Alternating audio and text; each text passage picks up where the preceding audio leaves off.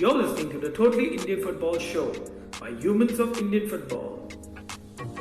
Hello and welcome to a brand new episode of the Totally Indian Football Show. I'm your host Siju, and today we have three of our boys joining as usual, and we have Ajay back on the show. Hey Ajay, what's up? Hey Siju, long time no see. Good to be back. Great, good to have you too, and welcome back Sandeep, who's now a married man. Congratulations. Thank you. Welcome back to the show, Arko. As always, you're always there. Yes, that feels like don't feel like a compliment, but I'll take it. Yes, good to be back. It definitely a compliment. I mean, gives me the support when the others ditch the show and go elsewhere. Yes. We'll do it without the married menons next time. Yes. That was a good one. I think we should do a show called The Married Menons. Or maybe you both should have a show called Football with the Married Menons or whatever. But anyway, moving on to something serious. I mean, the last show episode, I hope you guys enjoyed it. We had Abreshmana on the show and we were talking in detail about the women's football, and we also had a discussion, and I think we've been talking about how Kibu with Kerala Blasters is kind of should have been probably the future and not maybe look at the current season the way they are. But as always, I think the last episode also we spoke about and we highlighted the point that Kerala Blasters are known to always change their coaches irrespective of how it is. And that's exactly what happened. They parted ways after a 4-0 defeat against Hyderabad FC. And Hyderabad FC are still again in the reckoning for top 4. It's very close now, and a few things have changed on the points table as well. Mumbai City is second, ATKMB is first, and still this third position for third, fourth are still in the run, in the race. For many clubs to join it's among FC Goa, Hyderabad, the Northeast, even BFC have slight chance there depending on the other teams. But talking about Kibu's parting ways with Kerala Blasters, I'll start with Sandeep. The nature of ISL is such that nobody literally has patience, and we've seen since day one the team that has literally no patience and can't even probably give time even to a coach like Kibu is Kerala Blasters. So I saw this coming, even though many of us would rather didn't want to see it, but the way it was going, it would naturally happen considering the history of Kerala Blasters. Is there a way to sack the management? Yeah, and hire me as a TD. I've been on this for a while. That if I think I can do as good a job as they are, but it's just there are some people or some clubs who just don't learn after all the experiences. How many people have they sacked? 9 in 7 years or something like that. But keeping aside the first few years when they were not really an official league, ISL was not an official league. It was just like a 2-month tournament. Since then, if you look at it, they have not been close to the top 4.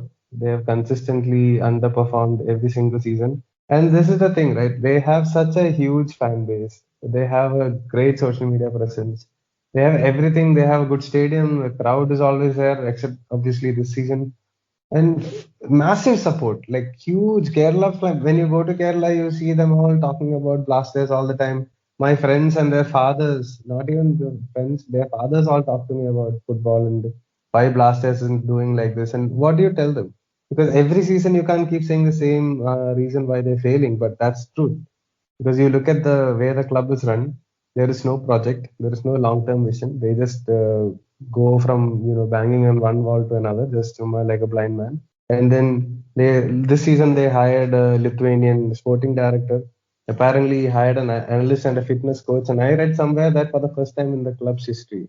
I hope that is not true. And then on top of that, they decided to go apparently in a different way in signing foreigners. Recruitment was quite poor.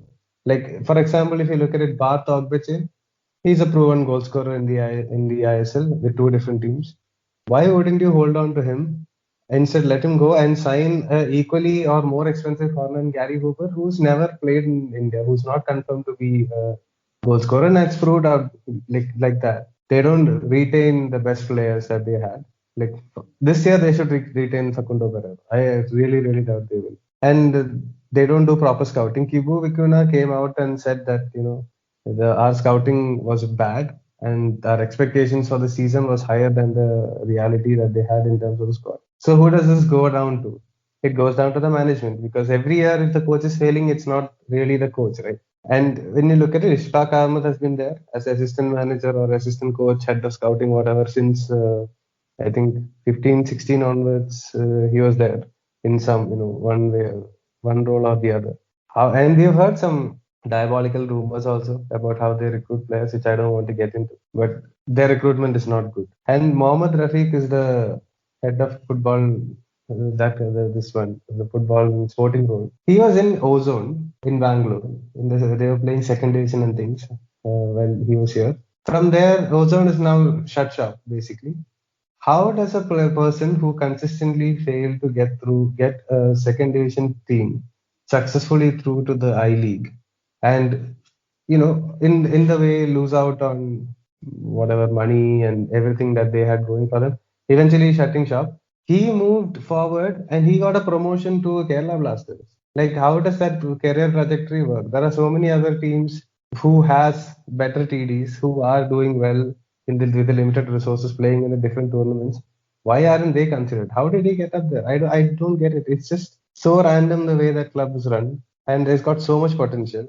And at some point, I think now Kerala Blasters fans are also looking at the management, and it needs to have either change the management or they need to have a proper thought on how they take the club forward, because they're losing the fans. They'll sooner or later lose the fans. And if Gokulam Kerala or Kerala FC or someone climb up and reach the ISL in the next 5 years, provided ISL do open up for promotion, you might see the fans migrate to a different team, and then what do you have?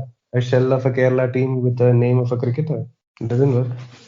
Yeah, Arko, just like Sandeep mentioned, right? I mean, it goes down to the management and also about the fans. Now, we've also seen in many seasons, one of the season where fans kind of boycotted, when the fans are allowed to go to the stadium. But even now, when you look at it, how long can as a fan even take it, right? Because it's not about just about the performances on the field. It's not about just the coach. And now the root problem is looking back at how the management is functioning.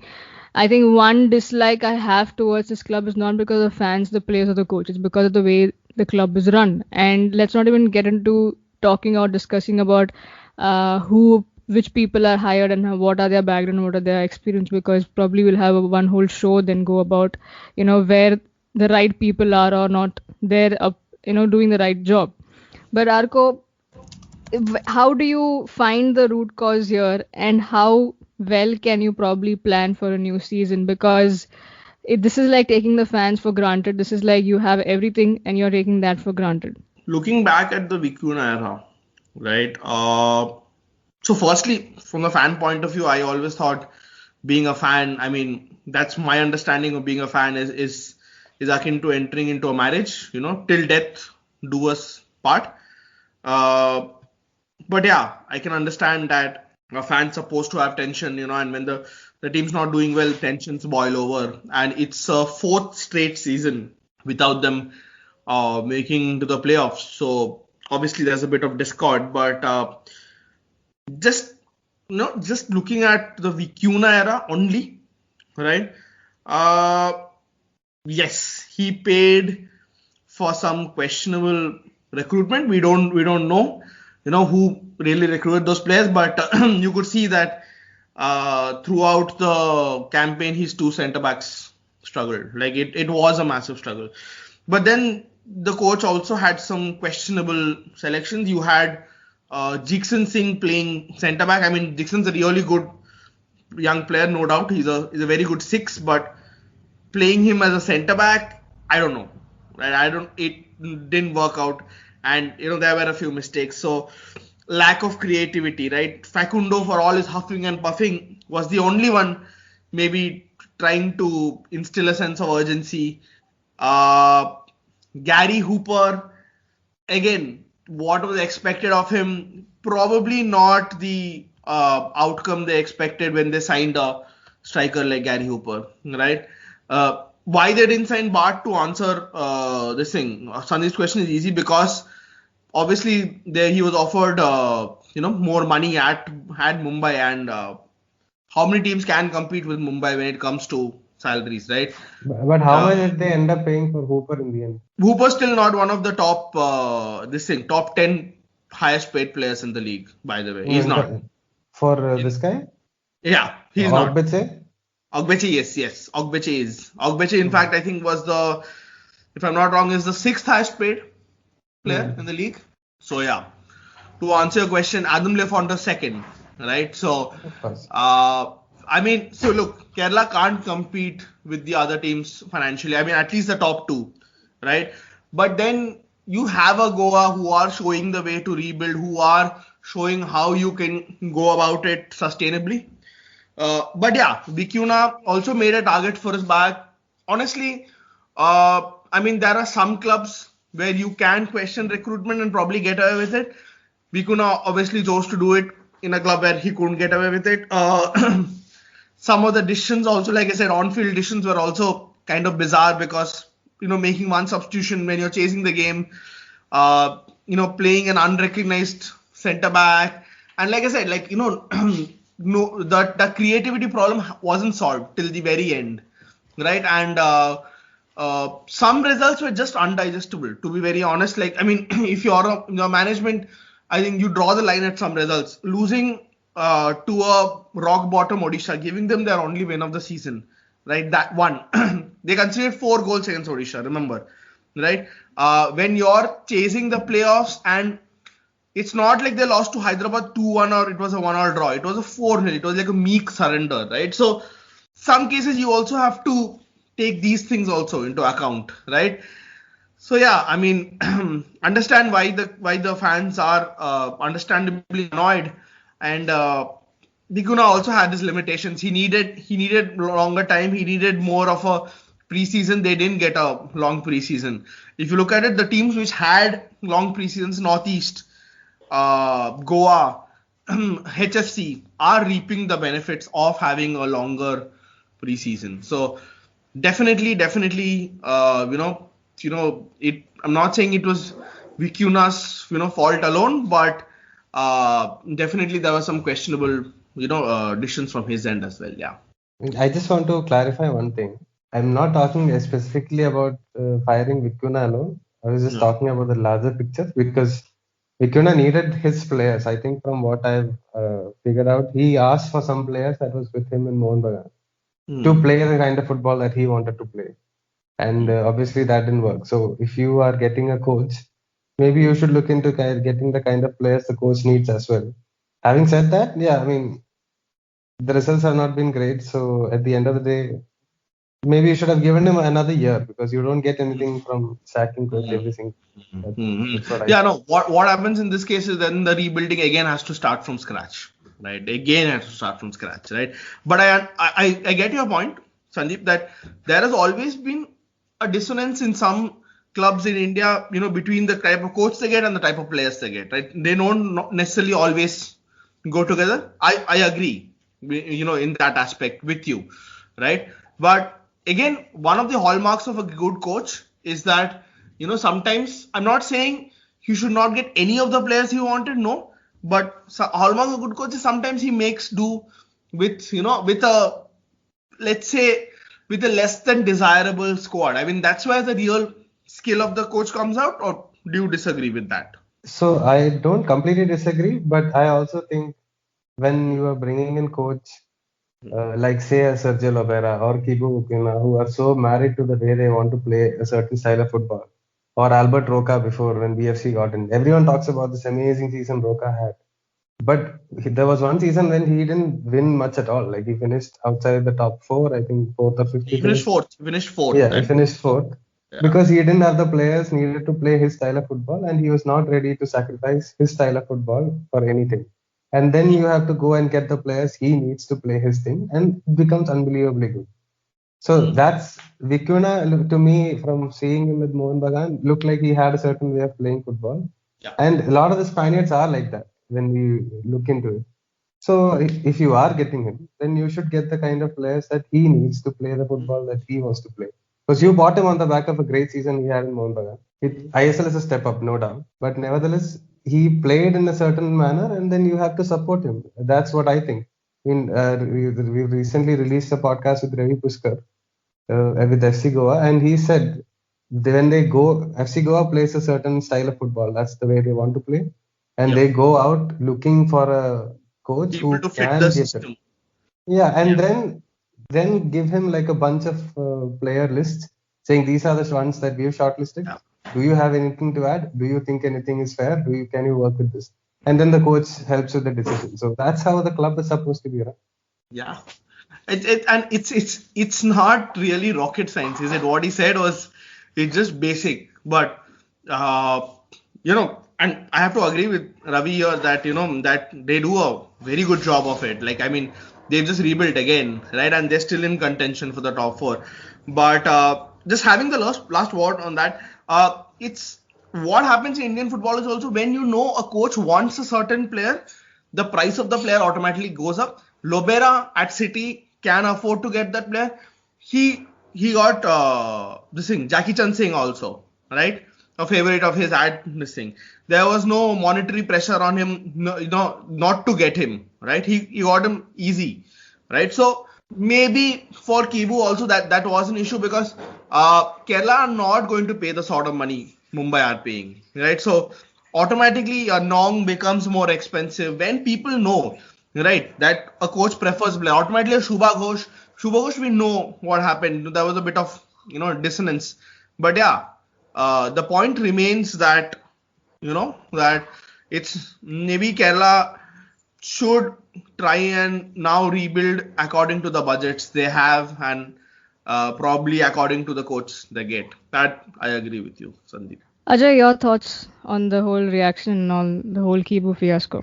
Okay, so firstly, let me kick off by saying that I fancied Kerala to make a late rush and disrupt the top four race or get into those final two spots. And I vehemently kept on, making this point, saying that they should not sack Kibu, irrespective of what happens this season. But obviously they've gone and done just that. Let me make it very clear: Kerala Blasters are not a top four club. They are a mid-table club, and when they punch above their weight, or if the top clubs falter one of them, that's how they can sneak into the playoffs. They haven't been a top club for a long time now, and with any project, I think that you need to give it time, and we've seen it with FC Goa. I mean, Sergio Lobera was there for a long time there. You've seen it with ATK earlier, now ATK MB. Habas, given the time, obviously, these teams have the budgets, they have the spend, but what they've done is they've recruited smartly, they've kept the coach, and they've stuck to the coach's vision. And I think that is the need of the hour for Kerala. But every year, they change their coach, they bring in foreign players who fail to adjust. As both Arco and Sandeep mentioned, letting go of Ogbeche was, it made no sense. I mean, they should have paid up, and they should have got one of Hooper or Murray.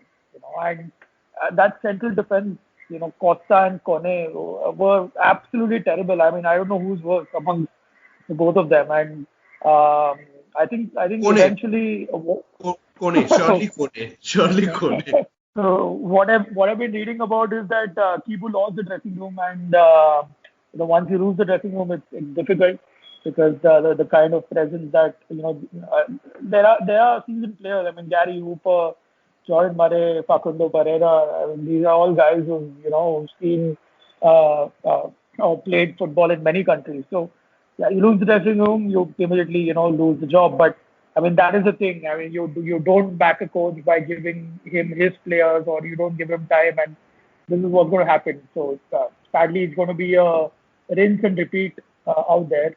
And unless they have some stability and unless they hire Sandeep, I don't see Kerala making it in the top four. I mean, it's good to expect your club to make it in the top four, but Manjapada have to be realistic. I mean, they are not a top four club, and with every passing year, you see other teams sort of like upping the ante, and Kerala just can't seem to catch up, and it's a shame because they have the infrastructure, they have the fans, they have the football culture, they have everything. They just tick all the marks, but yeah, they're a horribly run football franchise.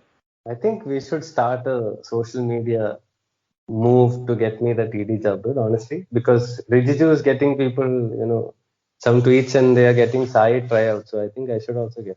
#Sandeep Menon for TD. Yeah, absolutely. But I mean, can the you show. race with the bullock cart? The question is, can you race with the bullock cart and do it in under 10 seconds, Sandeep? No, I will just, hire smarter people than me to do the job and chill. That's what I would do.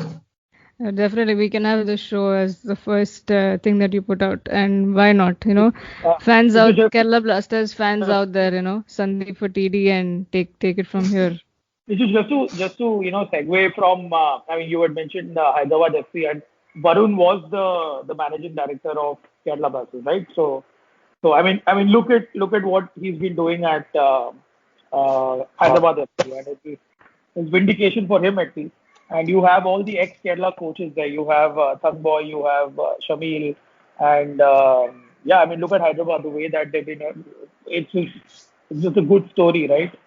Yeah, they gave Kerala Rohit Momo and they took all of their coaches. Yeah, definitely. There's a lot of combination and permutation that go about not just one person, but just about the whole ecosystem and the whole management, because the management is not just about one guy out there. But definitely, moving on from this topic before I close, it's definitely difficult and tough on Kibu because he's come off from a great season, got the title with Mohun Bagan. He got a KBFC job. The whole pandemic situation, you have to be stuck here with no family. He lost his mother. So a lot of things in the club not performing, or he's not probably given the right to do what he wants to. All of this does get to your frustration, and then finally he's lost the job. So Yeah. it's definitely difficult. And Reminds you hope of Nikolai Adam? Anybody? Yep. yeah, definitely. There also players revolted, no, apparently. And he lost his father, but he chose to stick on with the team. No, and he was also renowned as a very good coach. Yeah. Yeah, absolutely. So yeah, I mean, I think we just need to be learned to be more patient when there are people who are willing to put aside their own personal reasons and then choose football and choose probably to stick with Indian football, especially when they're not Indians. But anyway, let's hope. All we can do is hope for a better tomorrow, especially in Indian football. Now let's move on to the discussion, and I just want Sandeep to mention about this one aspect. BFC, I mean, after a long time, under Naushad Musa, they've been going change. You have spoken on your Injury Time podcast. We spoke about it over here. But I think one common thing that we all agree on, whether or not BFC is the team or not, but one common factor we all agree is the fighting mentality that we've seen in this team and the fighting spirit that they always get back. And I feel that one biggest reason for it is because of the captain Sunil Shetty, right, and the leader that he is on the field and off the field.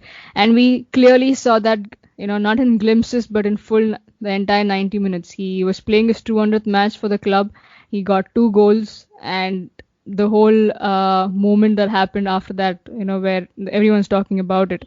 Sandeep, your reaction to the game and the whole match, and they still have a slight chance to make it to the top 4. As far as making it to the top 4, I think it's rather academic at this point. I don't think they can make it, especially after Goa won yesterday. So yeah, but 200 game, you knew, no, having watched Sunil, if you are someone who's watched Sunil play through the years, you know that landmark matches, while he may say that, it doesn't matter and things, he is always going to turn up. He turns up every time, but under the, pressure and on a big day, he always turns up. And you saw that, like 90 minutes. I think the best thing can be summed up just maybe 2 minutes before Sunil scored the 4th goal. Edmund Lalrintinka had come on and wasn't running. And Pradyum on commentary said that, he is a young boy, he's just come off and he's not running. And you see, for 2-3 minutes later, a 36, 37-year-old Sunil just tear from one end of the field to the other completely and score the goal. So it just shows the desire that he has and how he, like, if your captain who has played 100 games for the national team, who has played 200 games for the club, who scored nearly 100 goals. I think he's got 99 goals in 200 games for the team. That's insane. That's a goal every other game. So he's done all these things, and he's cemented his status as one of the greatest players, if not the greatest player in modern Indian history, definitely. then he is running like that. The rest of you have absolutely no excuses to not put in the shit. And that's where BFC used to get the drive. They had it from Sunil. They had it from the centre back in John Johnson before. They have it in Yonan, a different sort of a leader, but a leader nonetheless, more soft-spoken one. And they had it through other players. Khabra, for everything that people make fun of him, saying that he's not talented enough. He is a coach's dream. Wherever the coach wants him to play, he's going to play. He's going to put 100% effort. Like there were some chances that he conceded because he's not a natural centre back, but by and large, to block a team like Mumbai for 90 minutes and win the game, that's not easy. With a backline which didn't have Rahul Beke, didn't have Yonan, didn't have Prateek Khabra, Chaudhary, whichever club Khabra has gone to, everyone's had the same feedback saying this guy just comes in and he smashes it in training, gives you 110, 20%, right? Which is why still at like 33, 34, Khabra's 33, 34, he's still up there with the best, like no doubt about that. Absolutely. And he was a centre midfielder, right, before. And then he played right back for most of the time. And he was a good centre midfielder. He was a captain of East Bengal at that time. And then he won the ISL title with Chennai. So you have characters like him. And you saw Gurpreet in that game. You had two wing backs who were sort of inexperienced, Parag and Ajit. Not so much experience in the ISL for Ajit. The way Gurpreet was dealing with the first time the Ajit didn't block a cross. Generally, you hear him scream like the Namdal Bhutia situation. But yesterday he was calm. He told him to block it the next time, and Ajit did the right thing. And you could see him coach them through the game. So that game saw a lot of the old characters, a lot of the leaders of the team step up and do their job, which is a great sign for that team because now you know that they still have a spine which is really passionate and very hell-bent on making sure that the club gets back to the winning ways. And that's a great thing to see. And even Udanta made an assist, although I didn't think he had a great game altogether, but he made the important assist because scoring in the first 30 seconds means immediately Mumbai is on the back foot. So everything worked out for them that day. It was great to see Sunil get the 2 goals, a lovely celebration as well. Those two are really, really good friends. They have been for a very long time. And in a tough season, for them it was a good moment to share. And it's nice of Sunil, for someone who does not celebrate his goals, right? He has some really iconic celebrations, I have to say. And this is one of the more heartwarming ones, I would say. Yeah, absolutely. Apart from that moment, I think one good thing to see on that day was Ashik Kurinan is back, and that just brought smiles to a lot of faces, especially for young men, what he went through. And we also have Bengaluru now hiring an Italian for their coaching role, and we'll probably see him soon once they gear up for their AFC Cup campaign. We'll talk about more in the coming episodes about that, but again, just to reiterate about the whole moment, if you still wanting to know, and we actually asked Kunal to share his thoughts and reaction to that. It's up on, you can find it on our social media handles of the Humans of Indian Football on Twitter, Instagram, and Facebook. Go check it out and listen to what he had to say about that moment. Well, moving on, we are recording this on a Thursday, so that means we are fresh off from a Wednesday night match where FC Goa played a really good football, and they've been playing for some time really good. I mean, the whole season we were looking forward to, and finally after 6 straight draws, they've got a win coming against Odisha FC, a 3-1 victory for the Goars, and who are still in the reckoning and pretty little close tied with the Hyderabad FC team. Today we're going to talk about the FC Goa team and the management since the start. Arko, I'll start with you.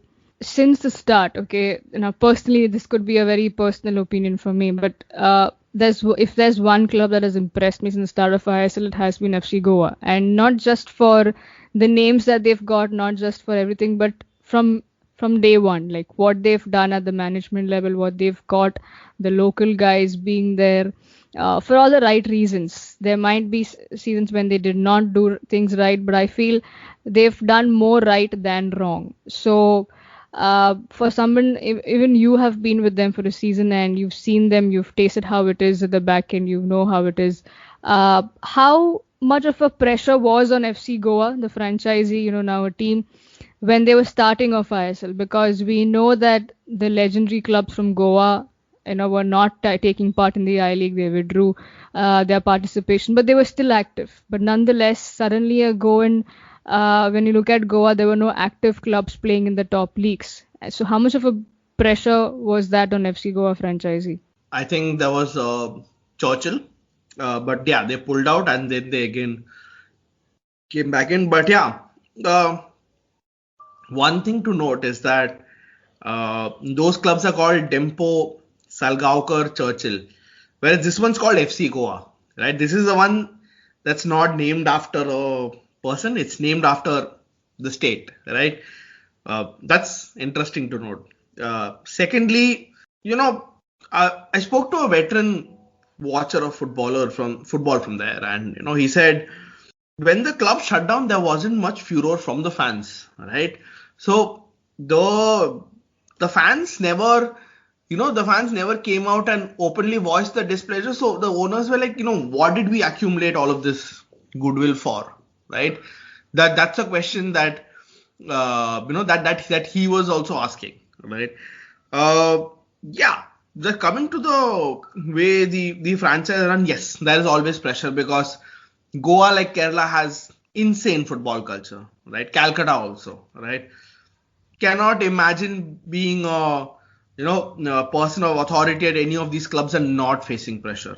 There will always be pressure because when you're in a place which has the culture, right, where fans know that they have to, that fans know that they can voice their displeasure, and I've seen clubs in the Indian ecosystem where things are going bad and fans are like, okay, we trust in you, management, and I have mixed feelings about that because obviously I don't want it to get vulgar and obscene, but at the same time I also want the fan to also show some passion from within also, right?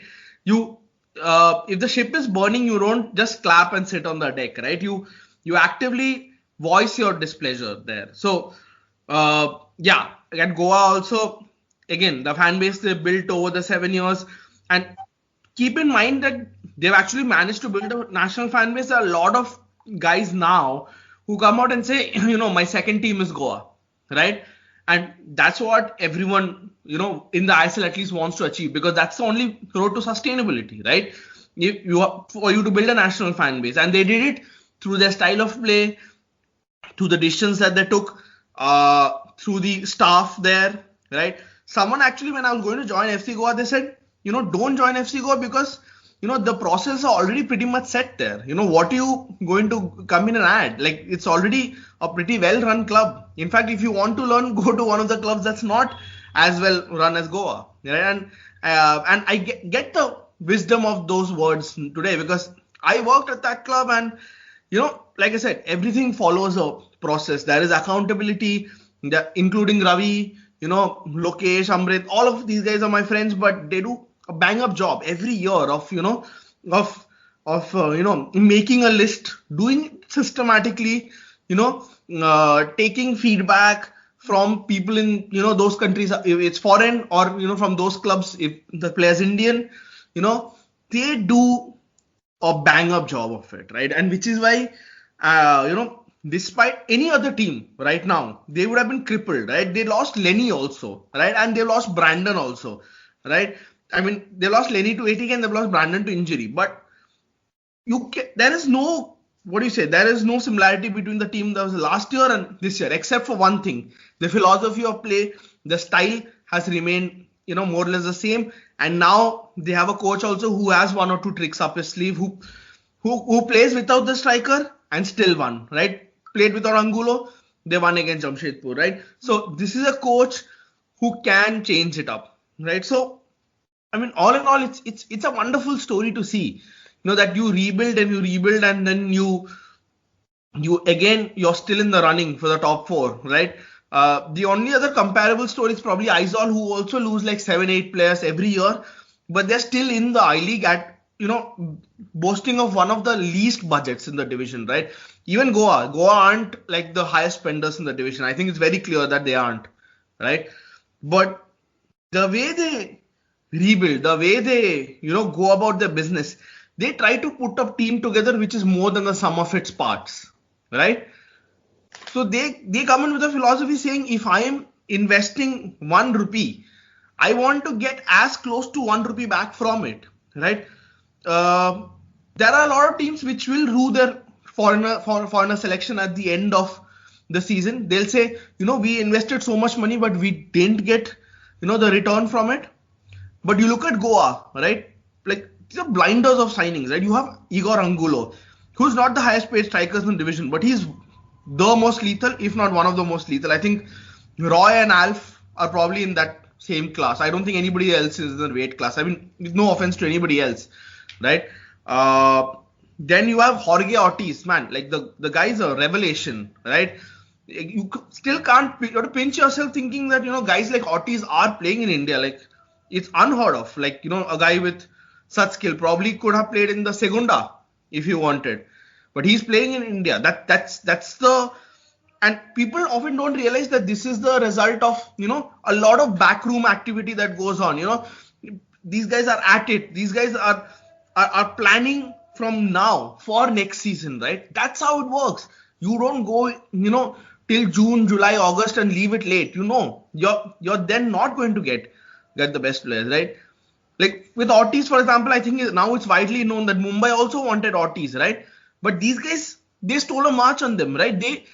Mumbai had more money to also offer, but Goa made a project. Even in the Jhingan thing, Marcus was giving us a play-by-play of what was happening in the Jhingan transfer.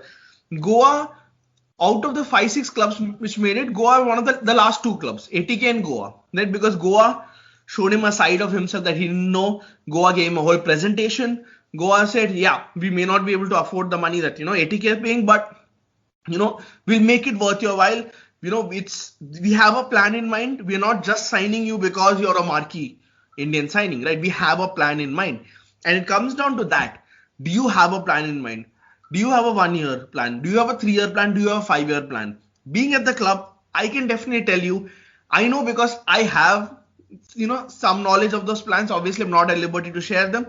The president obviously did share his plan for an academy. It was also very wonderfully laid out, right? That they have plans. They have plans, 5-year plans, 10-year plans, how to integrate Indian boys, right? Again, the youth system, look at it, like 14 boys from Goa, right?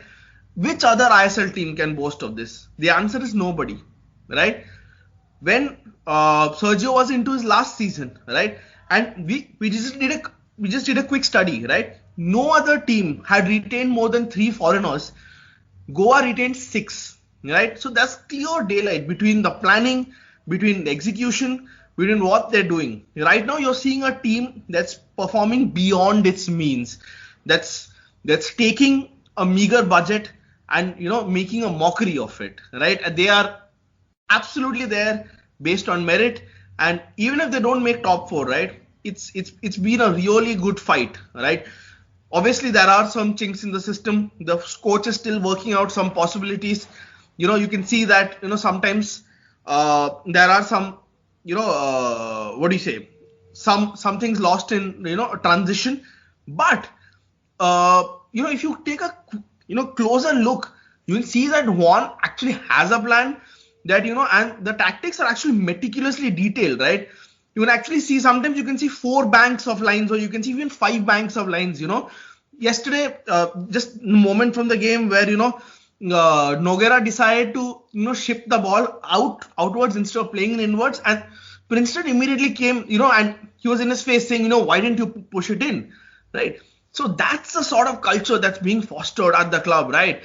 A highly, like, these guys are not acting on instinct or gut, and that's always been a challenge of Indian football, right? Where people function according to instinct or gut. Right? There is solid planning. There is some rationale behind whatever they do. Right? And that's all that clubs need to know. It's not rocket science. I just gave you the secret of what you need to do to run a good football club. You need to have a rationale behind everything you do. And Goa clearly have that. It was a greatly laid out picture that we got to start off this conversation with, and Arko also mentioned about the recent tweets that that Akshay shared with us on Twitter. about the whole in detail about his vision about going ahead and having an academy and also the struggles behind it. Ajay, I'm going to come to you.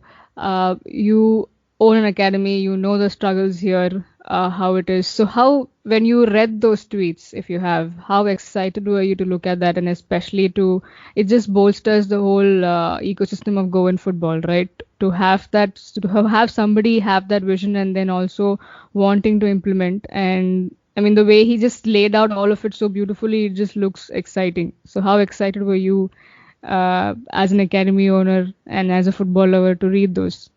Very, very excited. I mean, I was so overwhelmed and joyous by reading all those ideas. It is difficult to, start an academy and run it. And in this case, obviously, they also focus a lot on the grassroots. I mean, they have a lot of grassroots tournaments as well. In the youth sector, the under 13, under 15, under 17 teams play in the youth I League. I saw them play at the Reliance facility where they played against the likes of Man United, Chelsea, Southampton. Their youth teams had come. And yeah, all the boys were local. I mean, they were Goan boys, and Reliance obviously scouts, boys from all across India, but FC Goa had local boys only, which is a fantastic thing in its own way. They're also doing a lot for women's football as well. And I won't be surprised to see an IW. I think they already had some trials for the IWL. So, we could see an IWL team from FC Goa soon as well. So, and lastly, they want to build their own stadium, if the model is sustainable. So, it definitely ticks all the right boxes.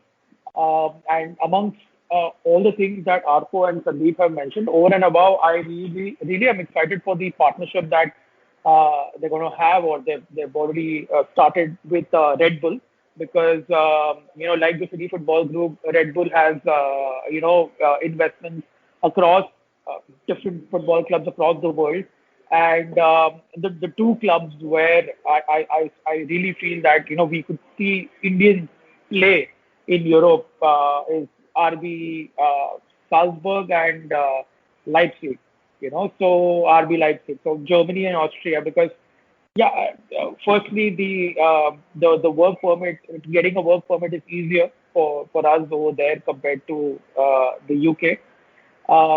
So this is a fine possibility where we could see technical information being shared between the Red Bull network. Obviously, you would see some foreigners come from the high quality of foreigners coming to Indian shows, and of course we could see the likes of the local Goan boys probably get a chance to play in Europe. So all in all, it is a fantastically run club. Arko did work there.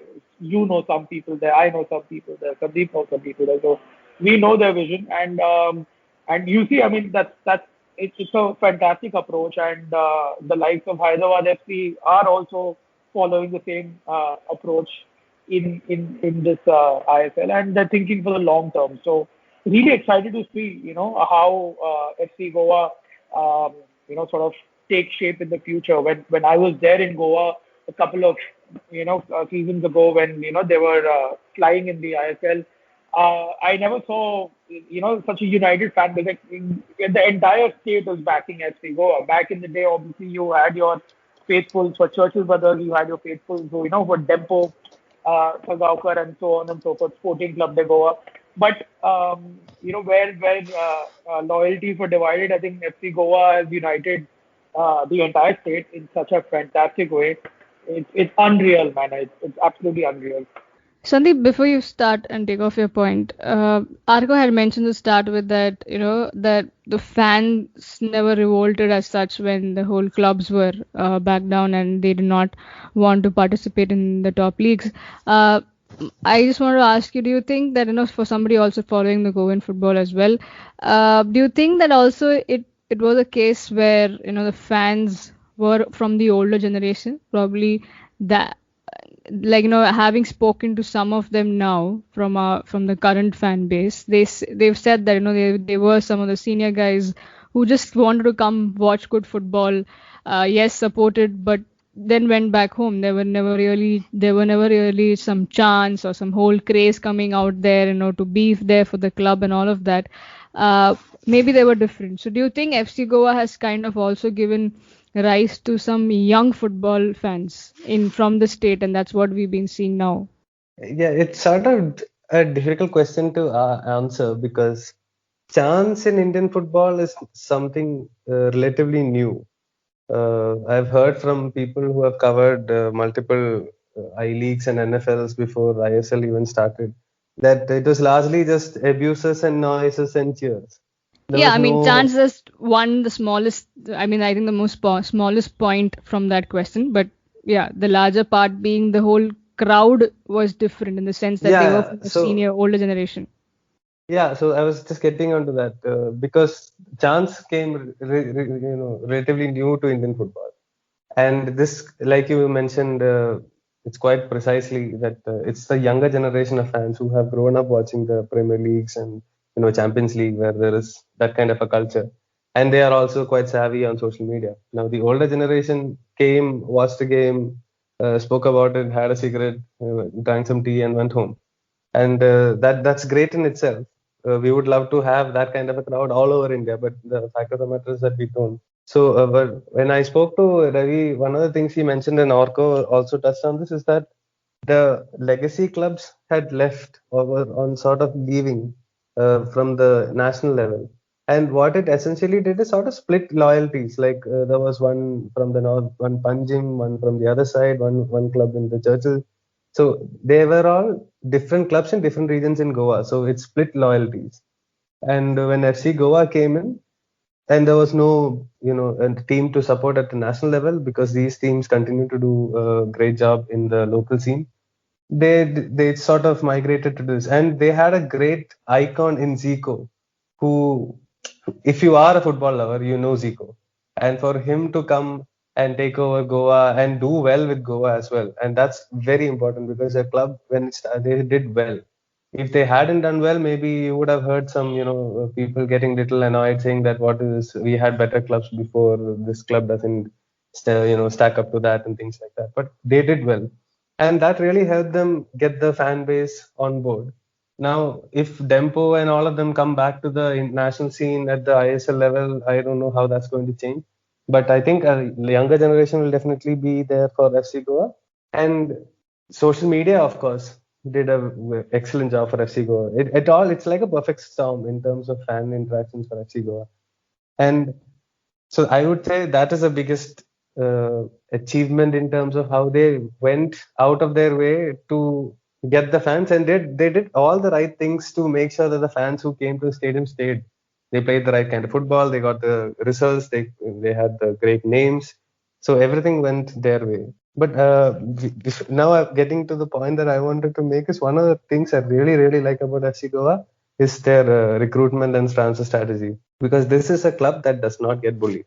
They know they have a budget and they will not break it. Now, you hear rumors about the money that Mohammad Nawaz has asked now that his contract is ending. Immediately let him go. They're like, we are not doing this. They already got the replacement in Dheeraj Singh, and same Lenny is different situation, but the club is paramount. The players can come and go. The club is paramount. Now, Lenny wanted to whatever happened between him and the club. When he left, they got Amarjeet in.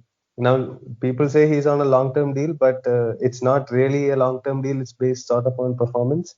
So if he performs, it's a long-term deal. If he doesn't, then it's not.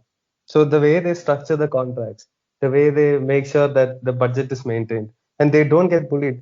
You go like Orko mentioned, Sandesh Jinkin asking far too much money. They were in the running for it, but decided not to go that way. And they're sort of confident that they can get the players in who can help the club go in the right direction. So Adil Khan is a little bit of a strange signing for me. I think it's a little bit of a desperation signing because they wanted someone who is versatile in the team, but hopefully he can do well. If you look at Sana Singh, 2-3 years he was there at the club, and after that he went to Hyderabad, and he is the only Indian centre back, and I stress this, only Indian centre back who can pass through the lines, who's not scared when he's under pressure. And that comes from the training that he has in FC Goa, because that's a trait that you see in all the FC Goa players, right from their youth teams and up the ladder, because that's the philosophy. Like, they make sure that you pass it out. And Hyderabad is reaping the benefit of him, Yasir, and Liston. All three of them coming from there. I think they have one more in the reserve team in Hyderabad who came from Goa. So they are doing all this, building the right players, getting the right kind of characters, and the attributes that you want from certain players. They are always looking for that first, and they put the club over anybody else, so they don't get bullied. Even if it's a Koro, or even if it's whoever it is who asks money more than they're willing to play. And one thing Ravi also said, and I absolutely agree, is that Indian football market is bloated. It's a bubble. At some point, it's going to break, and it'll be like one of those. I don't know what to say. It's just going to break at some point, because you're paying far too much money for. First of all, for foreign players, it's inflated. These guys who come here, who could have had a career in Spain or whatever, would earn more money here and play and they'll have this hero status in India. Like, let's say Jorge Ortiz, as good as he is, he could have played in Segunda Division, but he's not in the La Liga. In India, he's one of the best. He's going to get paid more than he is going to get paid in Segunda Division, and he's going to be a star in India. So they are all interested in coming in that way also.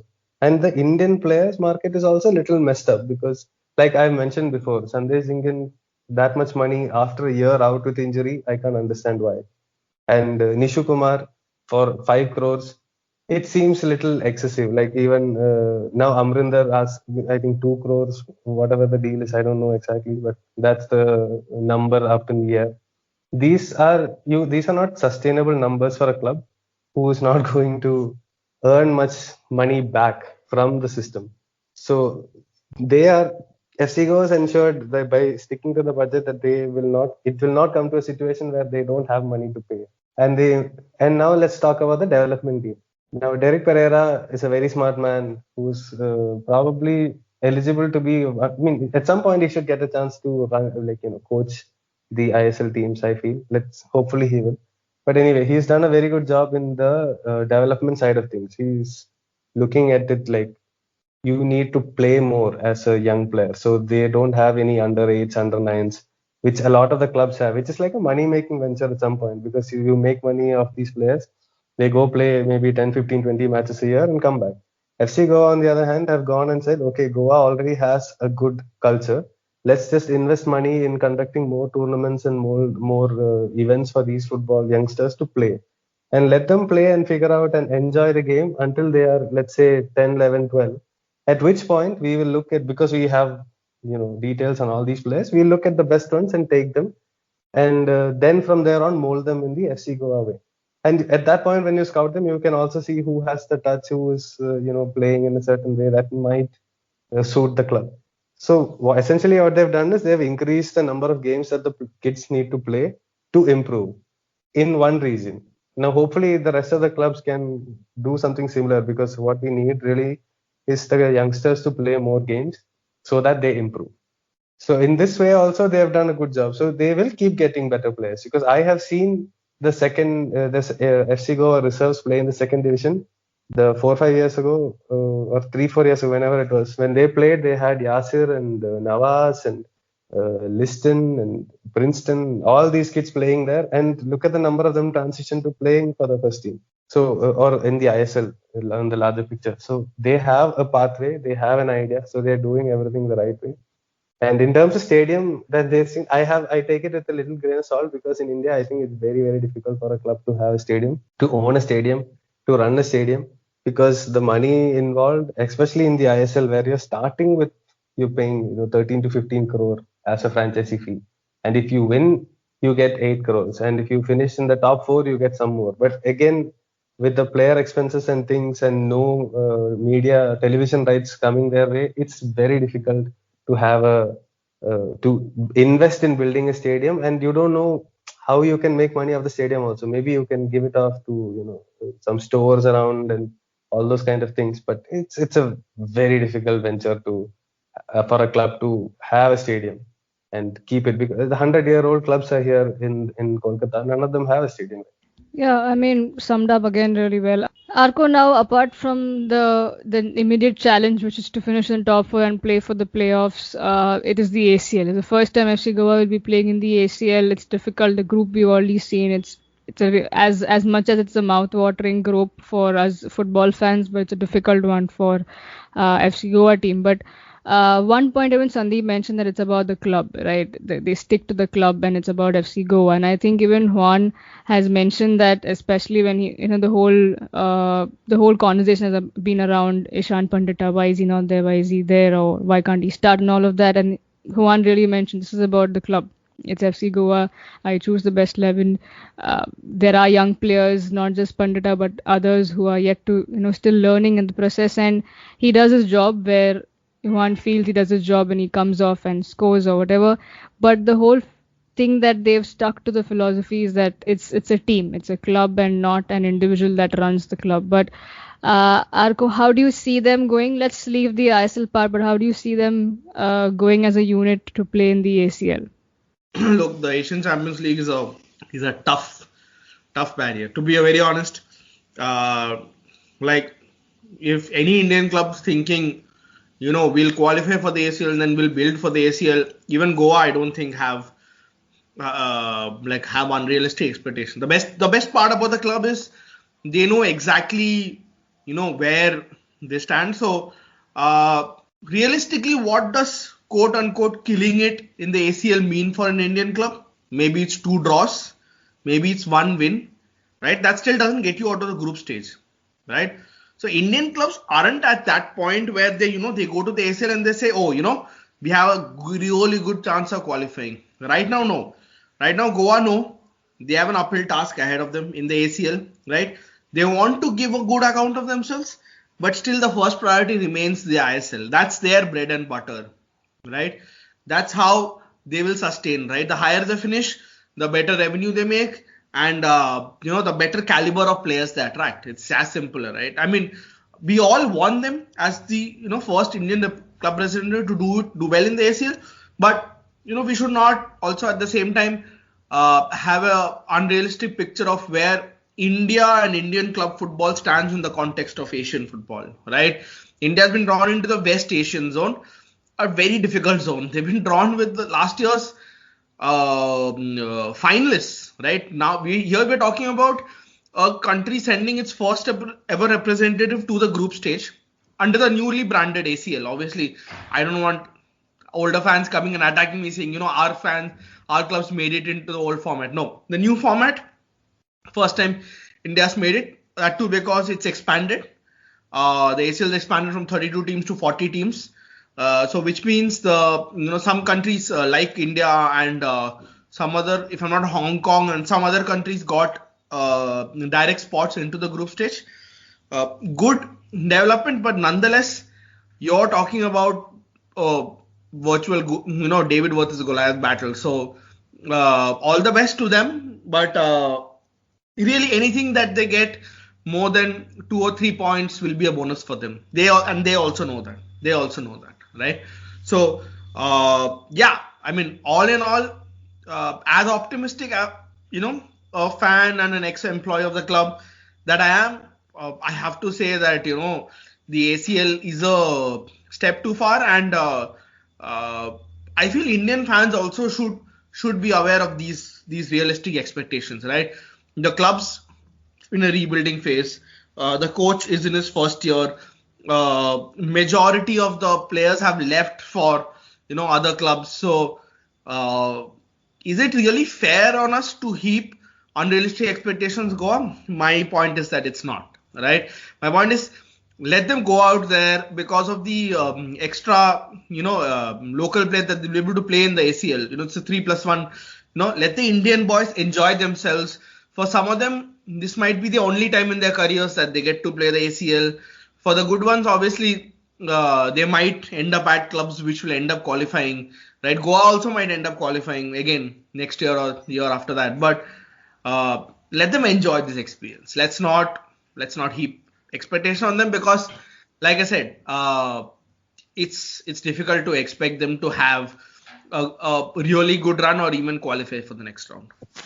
And just for the history buffs, because Orko mentioned this, Mysore State is the team that qualified for the Asian Champion Club Tournament, which is I think the Champions League level at that time in 1969. They won the Santosh Trophy and qualified and lost to the eventual champions Maccabi Tel Aviv in the semi-finals. So that's probably one of the sort of forgotten great achievements that an Indian team had back in the 60s when we talk about when we actually had a very good team. Thanks for that information, Sandeep. And I was coming to you next. Now, FC Goa, talking about ISL, FC Goa is playing BFC next. And BFC back from a win. Both the teams are, they are fresh off from a win in their previous games. But here, FC Goa has a lot to lose. And how do you see them play against the BFC side? So historically, FC Goa, BFC was largely FC Goa passing the ball around and BFC killing them in counter-attack or set piece. So this year, I don't think that will be the case because Juan Fernando is a lot more, nuanced as a coach. So BFC also coming from a big win. I mean, they are now playing, to save the skin completely just to see if they can qualify, which I think will be very difficult still. But overall, it will be a very good game. And I think probably leaning towards FC Goa to edge that match. But they keep conceding, so it's going to be difficult. But yeah, probably let's say a draw. Ishan Pandita comes on at the 92nd minute and scores to start the conversation about why he's not starting in the first place. Ajay, to conclude now, I'm going to conclude this discussion about FC Goa. What was, if I had to ask you, like the one highlight that we've seen FC Goa in the past 7 years, a highlight for you from the Goan side? Firstly, they replaced Koro very efficiently. I think that was the main question that was there amongst all the players who left for Mumbai City and, obviously Lobera leaving for Mumbai City and the players who followed him. Koro was that one player who is the top scorer, who's the top scorer of the ISL, if I'm not mistaken. So they had to, fill that Koro-shaped hole, and I think they've done a fantastic job in Angulo. We keep on reading about his relationship with the coach or the management or whatever, but he's been firing goals for them. Apart from that, they lost Lenny Rodriguez also, but you got Glenn Martins coming in and scoring that screamer. So I think it's their continuous ability to just keep on going despite all their the players and the coaching staff that they lost. So I think that's a major highlight, and I think from the outset their goal was to finish in the top 4. So they're on course for that. If they have a late blip in their form, probably that would sort of like be detrimental. But at this point of time, just a couple of games remaining for them, and they look favorites to clinch that top 4 space. So yeah, I mean, for me, the highlight for them has to be Ishan Pandita coming and scoring right other than. I mean, it's almost so funny right now. You expect him to score, when he comes on, and it's been always great to watch FC Goa, and I think with the kind of local boys that they had, even the likes of Xavier Gama, playing in that left back position in place of Mandara Desai. He's also, grown by every game, and he's the guy who provided the assist to Otis last night. So yeah, man. I mean, I just hope that they sort of make it competitive and we enjoy a nice semi-final and possibly a final clash. Yeah, well, I personally love this club, and like I said since the start, and I hope to see them in the top 4 and literally eagerly looking forward to whatever they have in store going ahead, and we'll be closely watching on that as well. Now, ending this conversation here, especially on this topic, we're going to move on with some of the games that we're going to look at. We won't be able to look at the upcoming I-League matches as a preview, because we're going to miss one set of games that's going to happen this weekend. Like I said, we are recording this on a Thursday and it's going to come on Saturday. But talking about I-League, I'm going to ask a few things about a game. Mohammedan SC, they're in a very kind of it's just funny how they've been performing this season when everybody was looking forward to them being back in the I-League, but they've lost to Indian Arrows, right? It was a 1-0 defeat. Arko, how do you look at this performance? And we were talking about Indian Arrows being thrashed by Real Kashmir, how they come, what would their mentality be, mentally down. But hey, here they've won against a really big team. Yeah, I mean, I don't think anybody saw that coming. But it also tells us how much work Mohammedan have to put in, right? Because I mean, by and large, the Arrows haven't been haven't been an outfit that's troubled most of our sides. Barring Aizawl, they hadn't picked up a point, and suddenly, they shut Mohammedan out and won. So kudos to them. And so what we keep saying, the league is damn unpredictable. Like anything can happen. Moving on to an ISL game, another match that we're looking forward to. So I'll get the thoughts from Sandeep and Ajay on this. Firstly, Sandeep, Hyderabad FC will be playing ATKMB, and that's a difficult one for Hyderabad. But let's say that it's everything to lose again. It's the same situation as FC Goa for Hyderabad, that if they have to win to make it to the top 4, and ATKMB have already cemented their position in the playoff, and they are enjoying the top 1 position right now. So how do you see that game going? You cannot bet on ATK losing. That's all I have to say on this, because they're such a good side. And there was a discussion earlier, would you rather have a Mumbai, when Mumbai was running through the league, 5-point difference or whatever they had, and attacking versus a defensive team, and who's better? And defenses win you the league, and they have shown this. Now they have, I think, the last game is against Mumbai. It's a head-to-head. Might just decide everything right there. But before that, they have come back and they have invested smartly. They've got Marcelino, who I think ATK is the absolutely perfect team for Marcelino. There's the one place where he can go and shine and do his bit and not have to defend, because the entire team is going to do that for him. And he's shown, he's game-changing goals he's scored so far. And they also got in Lenny. I don't think they needed Lenny, but it's great that they have Lenny. So it's difficult. It's going to be very difficult to beat them. I would always favor ATK in almost every single game, going into any game for the ISL. I think they are the best team. But I have to say this on I-League. I mean, it just feels like people are not taking advantage of what a phenomenal league is going on. Because while Roundglass is leading with 14 points from 8 games, everybody until number 6, number 7, they are only 4 or 5 points behind them with 1 game less.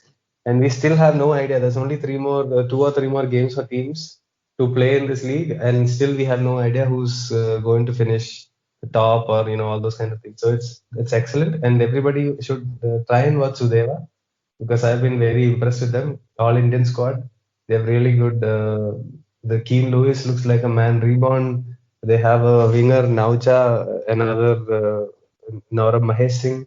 The team looks really nice, very interesting to watch. They've pleasantly surprised me. And if anybody has a chance to watch them, I should go ahead and watch them.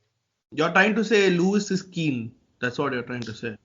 Yeah. After 2-3 years of hardly doing anything, I think he's just making up for it by running up and down all the time and putting in some really good crosses and free kicks. Just adding to what Sandeep's saying, obviously seeing the team, I won't call it a hometown team because Delhi isn't my hometown, but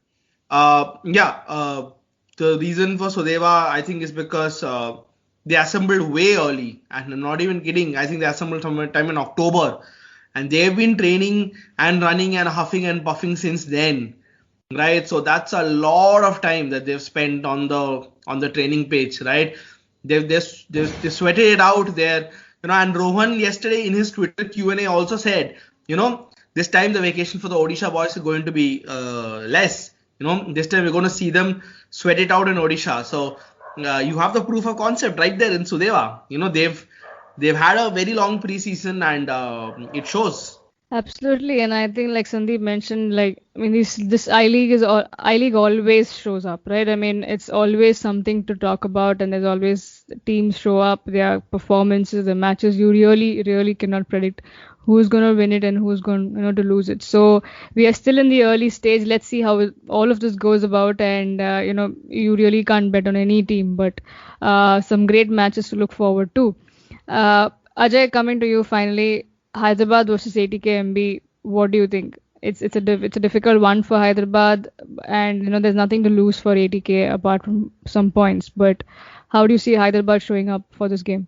Those are major points because Mumbai are now chasing ATKMB, so they go into battle on the final day. So obviously ATKMB would want that buffer to be there, so they would be playing to win. And I think Hyderabad also. I mean, they've gone undefeated for the last 10 games. So it would be an interesting clash of sort of like two teams on an upward spiral, on an upward sort of ascent, and let's see who blinks first. For Mumbai, I think from Mumbai City's sake, it would be great if ATKMB drop some points. If they drop all 3 points, then well, it would for Mumbai City FC. But yeah, I mean, I really hope that we get a good game, and hopefully Hyderabad come out on top, and we have that spicy clash, on the final day of the league stage. Yeah, that's right. And I think, just like Ajay mentioned, there are definitely points to lose for ATKMB because before even ATKMB plays Hyderabad, we have Mumbai playing Jamshedpur on Saturday. So all eyes will be on that from the ATKMB camp. So some really good, exciting games ahead for us to watch, both in Iceland and I League, and some great going. And finally, we bring the show to an end with this discussion. And thank you so much for tuning in. Once again, I want to thank Ajay, Arko, and Sandeep for always having some great thoughts and some great points of discussion. As Sandeep was mentioning, he's spoken to Ravi Puskar, the TD of, if I'm not wrong, TD, right, of FC Goa. And the show is out on his podcast, Injury Time. Probably we'll get Director of football. Yeah, sorry, my bad. Yeah, director of football, and I mean a great chap and a great. Even I haven't heard it, so I'm going to hear it now. But to tell you guys, we'll probably have Ravi on the show as we probably near the ACL whole discussion about Goa playing in the ACL, and yeah, and that's about it. I don't know why I'm fumbling today, but anyway, thank you so much for tuning into the episode number 12 of the Totally Indian Football Show. Do like and subscribe to our shows. Do follow us on audio platforms like the Spotify and Apple Podcast. We are also available on Google Podcast, and we are also up on YouTube channel of the Humans of Indian Football. So please do like, share, and subscribe. We'll have not just podcasts, but many such good stuff and good interviews and vlogs coming out very soon. So keep an eye on that. And like I said, you can listen to what Kunal had to say about that particular moment that was a talking point throughout this week. It's up on our social media handles of Humans of Indian Football on Twitter, Instagram, and Facebook. Have a great weekend, guys. Enjoy the games, and we'll see you next week. Thank you once again. This is your host, Siju, signing off.